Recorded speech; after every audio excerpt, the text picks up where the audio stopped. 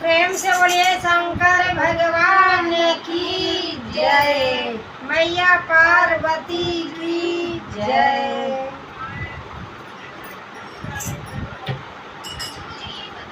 भोरे भोरे गईले हम गंगा जी के तीरावा, रे गंगा जी के तीरावा हो। कैसे करबा गंगा पार न हो राम, हे राम हो। कैसे करबा गंगा पार न हो राम।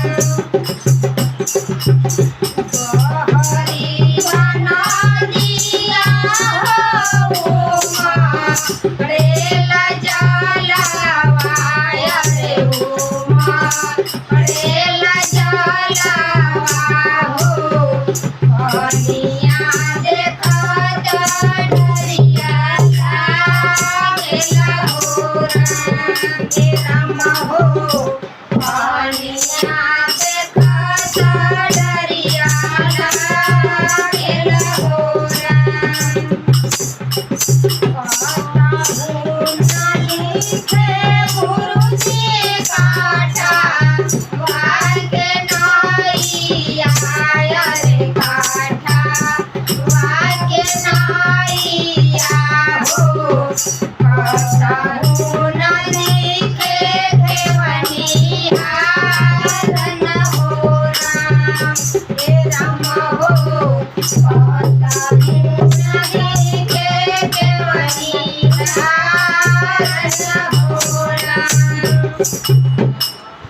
इतना बचाना गुरुजी सुना, बोझ कायरा रे सुना, बोझ कायरा हो। भेजी दिया धारा मांगे नावन हो राम, हे राम हो। भेजी दिया धारा मांगे नावन हो राम। चढ़ऊ सीसिया हो धारा मांगे नैया, रे धारा मांगे नैया हो। एही से कराऊ गंगा पार न हो राम, हे राम हो। एही से कराऊ गंगा पार न हो राम।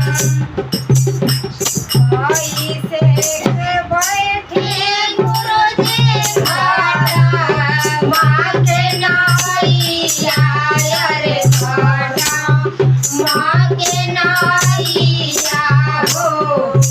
ओही पार सामे मोरे ठाड़ न हो राम, हे राम हो। ओही पार सामे मोरे ठाड़ न हो राम। तोहारो कसवाने किसिया बहु से घमंडिया, रे बाहु से घमंडिया हो। बहु न जलावा जलावा हो राम, हे राम हो। बहु न जलावा